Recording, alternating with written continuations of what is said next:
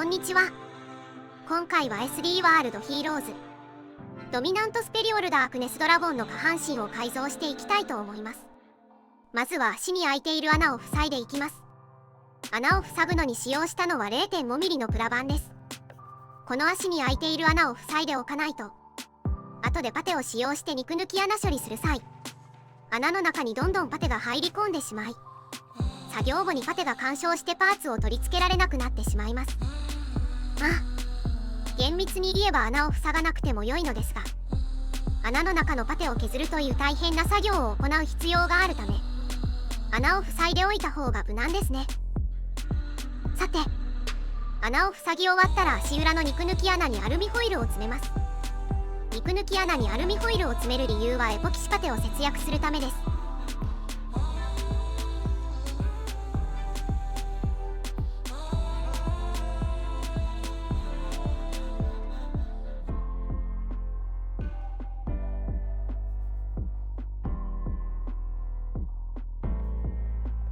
アルミホイルを詰め終えたら肉抜き穴にエポキシパテを盛ります。この作業は朝食スティックのような棒があると作業がはかどるのですが、私は途中で棒を使うのを止め、指でパテを押し込んでいます。細かいところには棒があると便利なのですが、足裏のような大きい穴に対しては指を使うのが一番ですね。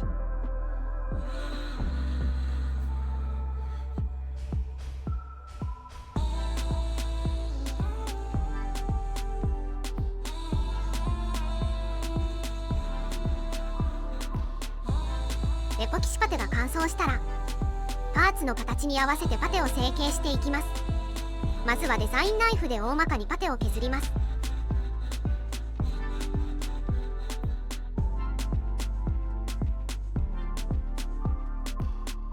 パテを大まかに削り終わったら、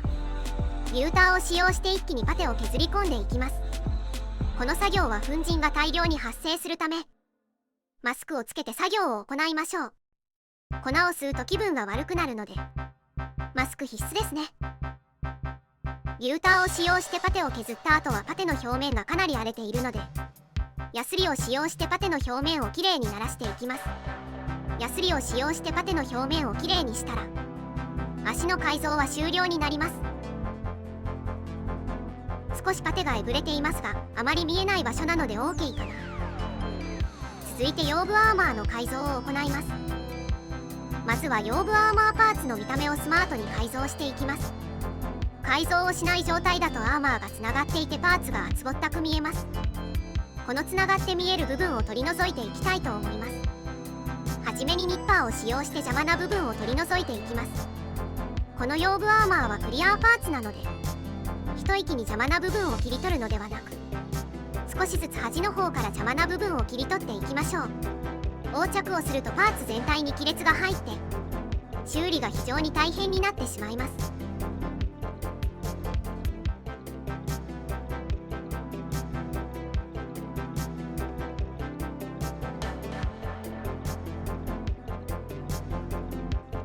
ニッパーである程度邪魔な部分を切り取ることができたら、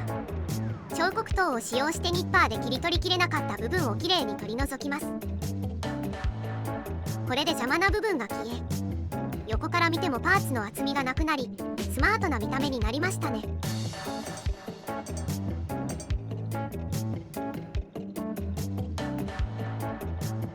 続いて腰部アーマーの先端を尖らせていきます。はじめにパーツの先端をヤスリで平らにしていきます。ヤスリでパーツの先端を平らにすることで接着剤を塗布できる面積が増え、若干貼り付けるプラ板が取れづらくなると思います。今回は 1mm のプラ板を瞬間接着剤を使用して腰部アーマーに貼り付けました。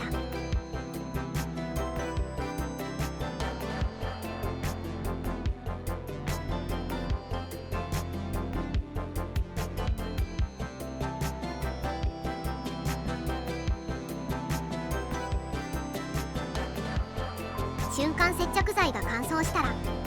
ニッパーを使用して余分なプラ板をカットしていきます。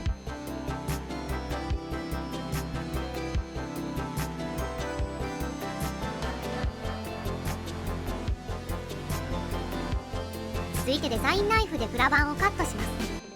ここはニッパーを使用して切ってもよかったのですが、根元の方まで攻めてカットするとプラ板が取れてしまうので、デザインナイフで少しずつプラ版を切っていきましょう。取れたプラ板を直すのは大変ですからね。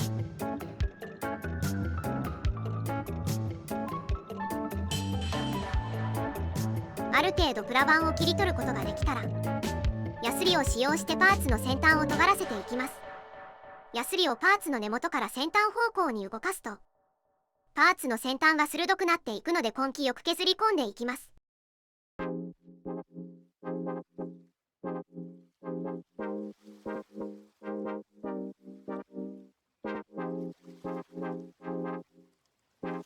目の粗いヤスリから目の細かいヤスリに持ち替え作業を続けます。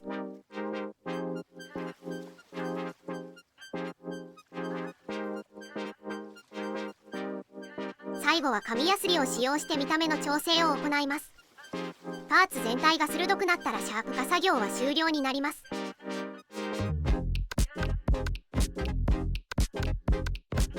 腰部アーマーの先端が鋭くなって格好良くなりましたね。さて、これで基本的な改造手順は解説し終えたので、これまでの工程を踏まえて残りのパーツの改造も済ませてしまいましょう。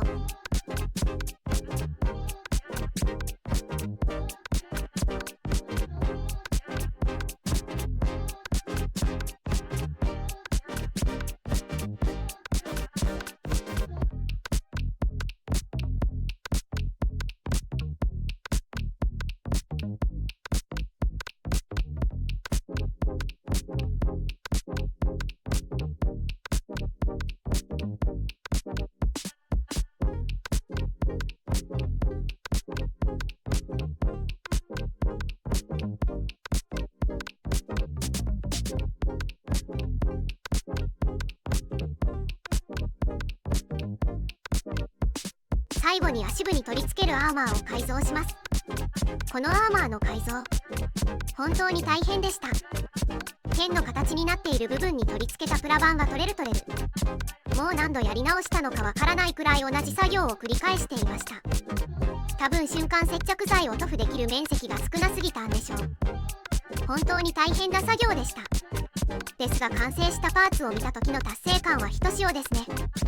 この足アーマーの改造が終了したら全ての作業は終わりになります。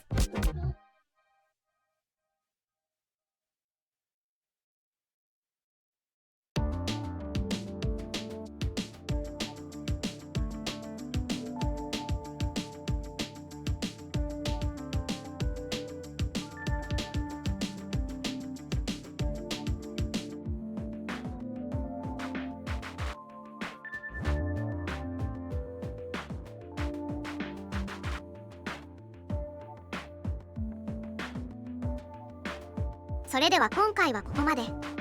最後まで動画をご視聴いただきありがとうございました。次回以降もダークネスドラゴンの作業動画を投稿していくので、チャンネル登録をして続きの動画をお待ちいただけると幸いです。では、さようなら。Are you listening?